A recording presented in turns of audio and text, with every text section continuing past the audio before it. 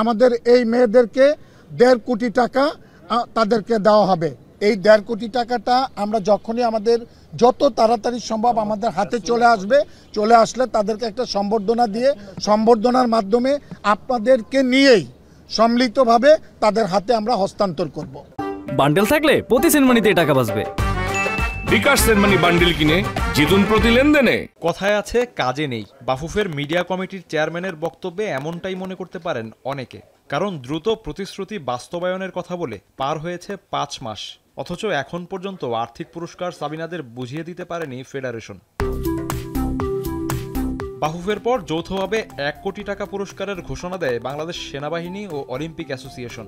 পরে ঘোষণা দিল বাফুফের আগে সাবজয়ীদের পুরস্কার দিয়েছে সংস্থা দুটি।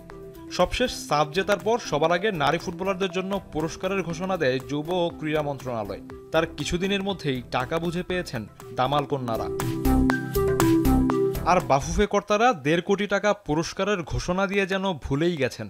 ঈদের পর সাবিনা সহ 4 ফুটবলার ভুটান খেলতে যাওয়ার আগে তাদের শুভেচ্ছা জানান বাফুফের কয়েকজন কর্তা। তখন তাদের আর্থিক পুরস্কারের বিষয়টি স্মরণ করিয়ে দেন ফুটবলাররা। তাবিত আওয়াল সভাপতি হওয়ার পর 3টি কার্যনির্বাহী সভা করেছে ফেডারেশন। তবে সাবজয়ীদের প্রতিশ্রুত আর্থিক পুরস্কার দেওয়ার দিনক্ষণ চূড়ান্ত করতে পারেনি বাফুফে কর্তারা। না, এটা কোনো আপডেট নাই। ওটা তো যেহেতু বোনাস আমরা অ্যানাউন্স করেছি, ওটা বোনাস পেয়ে যাবে, এটার কোনো আপডেট নাই। এটা they will get in due time. দ্রুত বলা হচ্ছিল এটা আসলে টাইমলাইন, কিন্তু আমার যতটুকু মনে করি আমরা কোনো টাইমলাইন বলিনি।